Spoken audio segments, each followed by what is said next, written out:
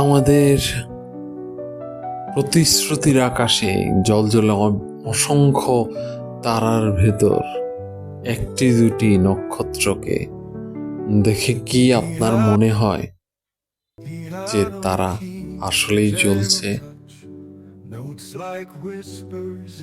আকাশের কথা না হয় বাদ দিলাম, আমাদের গল্প সাম্রাজ্যের যে বিশাল রত্ন ভাণ্ডার, তার ভেতর একটা অন্যতম চরিত্র হলো মাসুদ রানা। আর সেই মাসুদ রানা কিনা এবার বাংলাদেশের অতিমানবেরার একটি spy team agents of D এর সাথে হাত মেলালো একসাথে। পাঠক এবার প্রস্তুত হন একটি অবিসংবাদিত গল্পের জন্য। গল্পটি লিখেছেন লেখক মোহাম্মদ রাগিব নিজাম এবং কণ্ঠে স্বয়ং আক্কেল গুরু।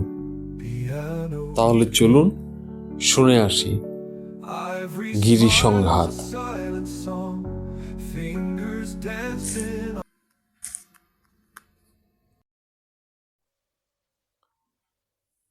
টেবিলটার এক কোণায় পড়ে আছে ওয়ালধারটা, চকচক করছে বাইরের আলোর প্রতিবিম্বতে।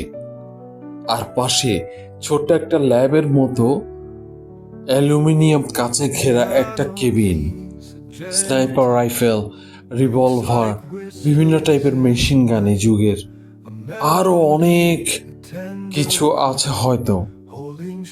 অনেক টেকনোলজি এসেছে অস্ত্রে, কিন্তু বুলেটের আগুন ঝরানোটা MR9 অনেক পছন্দ। হ্যাঁ, মাসুদ রানার কথাই বলছিলাম। BCI হঠাৎ করেই মেসেজ দিয়েছে সকালে, দেশের সামরিক গোয়েন্দা সংস্থা DGFI এজেন্টস অফ ডি নামে একটা এলিট স্পাই ফোর্স গঠন করেছে।